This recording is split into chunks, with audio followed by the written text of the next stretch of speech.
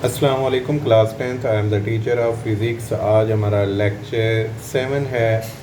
हमारा first chapter and हुआ था, हमने उसके न्यूमेरिकल भी कर लिए। आज हम चैप्टर नंबर सेकंड जो यूनिट 11 चैप्टर 11 है हमारा साउंड। इसमें आज हम चैप्टर सेकंड को स्टार्ट करेंगे। जो साउंड है इसके मतलब स्टडी करेंगे। तो चलते हैं आज अपने टॉपिक की जानिब। तो इसमें हमारे पास सबसे पहले हमने देखना है ये हमारे पास जो साउंड है ये कैसे प्रोड्यूस होती है, ये कैसे एक जगह से दूसरी जगह ट्रैवल करती है, इसकी करेक्टरिस्टिक्स क्या हैं, वो सारे सब कुछ हमने स्टडी करना है। तो सबसे पहले हम देखते हैं we know that vibration of object in any medium produce waves.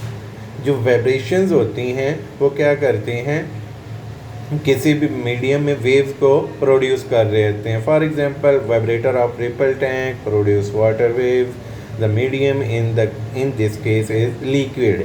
इसमें मीडियम हमारे पास क्या था, वो लिक्विड था, but it can also be gas और सॉलिड। ये गैस भी हो सकता है, सॉलिड भी हो सकता है, कुछ भी हमारा मीडियम हो सकता है। लेकिन जब उसमें वाइब्रेशन होंगी प्रोड्यूस होंगी तो उसके साथ क्या होंगी, हमारे पास उसकी वेव्स भी प्रोड्यूस हो रही होंगी। तो अभी हम चलते हैं साउंड वेव्स। साउंड वेव क्या है? Like other waves, sound is also produced by vibrating bodies। ये भी क्या होता है, बॉडीज वाइब्रेट कर रही होती हैं तो फिर क्या होता है, साउंड प्रोड्यूस होता है। Due to the vibration of bodies the air sound and the air around them also vibrates. ठीक है, and the air vibration produce sensation of sound. जो एयर में वाइब्रेशन है वो क्या प्रोड्यूस करती हैं, साउंड प्रोड्यूस करती हैं इन आवर एयर, हमारे कान में। अब इसकी एग्जांपल्स क्या हैं? हमने साउंड वेव्स को देखा, उसकी एग्जांपल्स को देखते हैं। इन गिटार, गिटार में sound is produce due to the vibration of its string. ये हमारे पास जो गिटार है, गिटार है, उसमें क्या होता है हमारे पास, वो जो उसकी स्ट्रिंग्स होती हैं उनको जब मूवमेंट करवाई जाती है, उनको वाइब्रेट किया जाता है, तो उसमें क्या होता है, साउंड वेव पैदा हो रही होती हैं। Our voice result from the vibration of our vocal cord. ये हमारे हम जो बोल भी रहे हैं ये भी हमारा वोकल कॉर्ड की वजह से सारा कुछ हो रहा होता है। Human heart beat and vibration of other organ like lungs also produce sound waves. Doctor use stethoscope to hear this sound।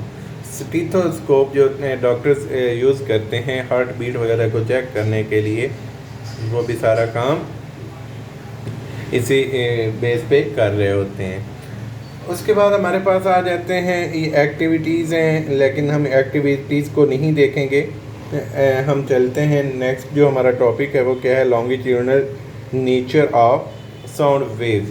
जो साउंड वेव है उसकी नेचर के बारे में हम बात करेंगे। वो क्या है, propagation of sound wave produced by a vibrating tuning fork can be understood as shown figure. हम अच्छा यहाँ पे हमने एक प्रैक्टिकल के थ्रू ये सारा काम परफॉर्म करवाएंगे। आप प्रैक्टिकल्स में भी ये परफॉर्म करेंगे। हमारे पास ये एक ट्यूनल फोर्क है जो यू शेप्ड है, ठीक है, इसकी ये ओरिजिनल पोजीशन है, लेकिन हम जब इसको क्या करेंगे, वाइब्रेट करवाएंगे तो क्या होगा, इसके अंदर मूवमेंट पैदा होगी। ठीक है, अब इसको देखते हैं तो हमें मज़ीद समझ आ जाएगी कि इसमें हम वो क्या कहना चाहता है और इसमें हमारा कंसेप्ट कैसे क्लियर होता है। Tuning fork can be understood as shown figure 11.6। हमने 11.6 को देखा, ये हमारे पास 11.6 है, ठीक है। उसके बाद है before the vibration of tuning fork density of the air molecules on the right side is uniform. क्यों, एक्सटर्नल कोई फोर्स नहीं लग रही थी तो वो क्या होंगे, यूनिफॉर्म ही होंगे, स्टेशनरी फॉर्म में होंगे। When the right prong of the tuning fork moves, जब इसका कोना जो है, कॉर्नर जो है एक साइड का, वो मूव करवाएंगे तो वो क्या है, अपनी ओरिजिनल जो पोजीशन थी ओ वाली, वहाँ से क्या होगा, मूव करके बी पॉइंट पे चला जाएगा। Tuning fork move from mean position O to B. It exerts some pressure on the adjacent layer of the air molecules and produce a compression। ये क्या प्रोड्यूस कर रहा है? compression को प्रोड्यूस कर रहा है, और इसी वजह से क्या हो रहा है, इसमें के अंदर मूवमेंट आ रही है। अब आगे देखते हैं। The compressed air layer turn compresses the layer next to it and so on। ये इसी तरह मूव करता रहेगा। जब पोजीशन बी पे जाएगा, हमने प्रीवियस फिगर में भी देखा था, ये पोजीशन बी पे गया तो अब क्या करेगा, ये वहाँ से मूव करके पोजीशन ई तक भी जाएगा क्योंकि उसमें प्रेशर एक्सर्ट कर रहा था। उसके बाद क्या है, air layer in the turn compresses the layer next to it and so on. अब moment later the prong begins to move. जो उसका वो सिरा था, कोना था, वो क्या करेगा, फ्रॉम बी टूवर्ड्स ए की तरफ मूव करेगा। Now the pressure in the adjacent layer decrease, वो डिक्रीज होगा और इसमें क्या पैदा होगा, रेयर फ्रैक्शन प्रोड्यूस होगा। उसके बाद रेयर फ्रैक्शन जो होता है वो क्या करता है, वो ट्रांसफ़र करता है to the air layer next to and so on. वो नेक्स्ट की जाने मूव कर देता है और इसी तरह ये चलता रहता है। As the tuning fork moves back and forth rapidly, a series of compression and rear fraction are created in the air। और ये क्या करता है, एयर में प्रोड्यूस करता है। उसके बाद हमारे पास आ जाता है, in this way sound wave propagates through the air में ये प्रोड्यूस कर रहा होता है। और as the figure 11.6 the direction of propagation of sound wave is along the direction of the oscillating air molecules. This shows the longitudinal nature of sound wave. Distance between the consecutive compressions or rear fraction is the wavelength of sound wave। ठीक है, ये सारा इसका process हो रहा होता है। और इसमें अब हम देखते हैं कि हमारे पास जो साउंड वेव्स हैं उनकी करेक्टरिस्टिक्स क्या हैं। Sounds of different object can be distinguished on the basis of different characteristics are described below. Loudness, loudness क्या है, loudness is the characteristic of sound by which loud and faint हल्की सी जो sounds होती हैं, फेंट sounds can be distinguished. उनके दरमियान जो रिलेशनशिप होता है, उन दोनों में डिफरेंस जो होता है वो देखा जाता है। When we talk our friends, our voice is low, but when we address a public gathering, our voice is loud. Loudness of sound depends upon the number of factors. Some of them are discussed below। इसमें बहुत ज़्यादा factors होते हैं, वो हमारे पास given हैं जो हम स्टडी करते हैं। पहले हमारे पास है एम्पलीट्यूड ऑफ वाइब्रेटिंग बॉडी। जो एम्पलीट्यूड है वो क्या होता है, जितना ज़्यादा एम्पलीट्यूड होगा उसमें इसका मतलब क्या है, फ्रीक्वेंसी उतनी ज़्यादा होगी। The loudness of sound varies directly with the amplitude of the vibrating. जितना उसमें वाइब्रेशंस ज़्यादा होंगी उतनी उसमें क्या होगा, एम्पलीट्यूड भी ज़्यादा होगा। Sound produced by a star will be sound if we pluck its wire more violently। Similarly when we beat a drum forcefully, जब उसे हम ज़्यादा फोर्स उस पर अप्लाई करेंगे तो उसका मतलब क्या है, मतलब वाइब्रेशन ज़्यादा पैदा होंगी तो ज़्यादा हमारा एम्पलीट्यूड भी पैदा होगा। उसके बाद है area of vibrating body. The loudness of sound also depends upon the area of vibrating body. वो एरिया पे भी डिपेंड कर रहा होता है। ठीक है, जितना एरिया ज़्यादा होगा उससे क्या होगा, हम साउंड भी हमारी ज़्यादा पैदा हो रही है। For example sound produced by large drum is louder than by a small. जितना यानी कि वो बॉडी बड़ी होगी, एरिया उसका ज़्यादा होगा, तो उसमें क्या होगा, ज़्यादा प्रोड्यूस हो रही होगी साउंड।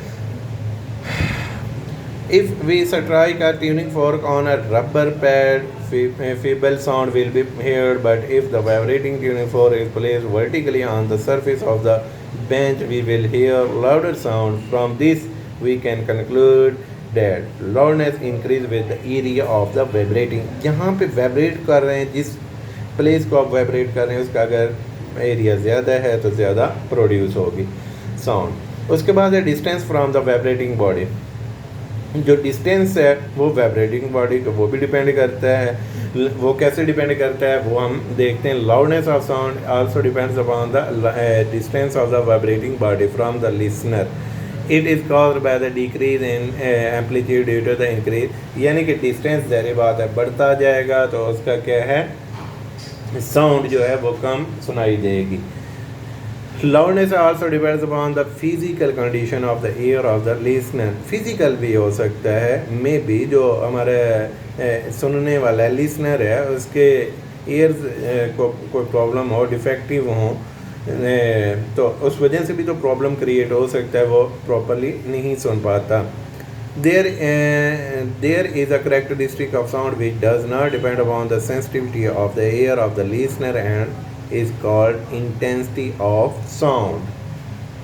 उसके बाद हमारे पास आ जाता है पिच। पिच क्या है? Pitch is the characteristic of sound by which we can distinguish between a shrill and grave। भारी और हल्की जो आवाज़ों में फ़र्क है वो केस में किया जाता है, पिच में किया जाता है। इसकी एग्जांपल क्या है? It depends upon the frequency। higher pitch means higher frequency। The frequency of the voice of ladies and children is higher than that of men, therefore the voice of ladies and children is shrill। And the high pitch, the relationship between the frequency and pitch is illustrated in figure 11.8। अगर हम 11.8 की बात करें तो यहाँ पे low pitch है, यहाँ पे हाई पिच है। तो अगर लो पिच है तो इसका मतलब है फ्रीक्वेंसी भी लो होगी, अगर हाई पिच है तो फ्रीक्वेंसी भी हाई होगी। उसके बाद हम चलते हैं, हमारे पास आ जाता है क्वालिटी। क्वालिटी क्या है? The characteristic of sound by which we can distinguish between two sounds of same loudness and pitch is called quality. While इसमें क्या होता है, इसके एक्सप्लेनेशन में क्या आता है कि हम मुख्तलिफ एरियाज़ में बात कर रहे होते हैं, या इसकी बुक वाली एग्जांपल ले लेते हैं। While standing outside a room we can distinguish between the notes of the piano and flute being played inside the room। This is due to the difference in quality of these notes। Shown figure in 11.9 shows the waveform of, अगर 11.9 देखें इसमें मुख्तलिफ हमारे पास wave produce हो रही हैं, wave informations दी गई हैं। The washroom wave form of the sound produced by a tuning for flute and clarinet। the loudness and the pitch of the three sounds are the same but their waveforms are different।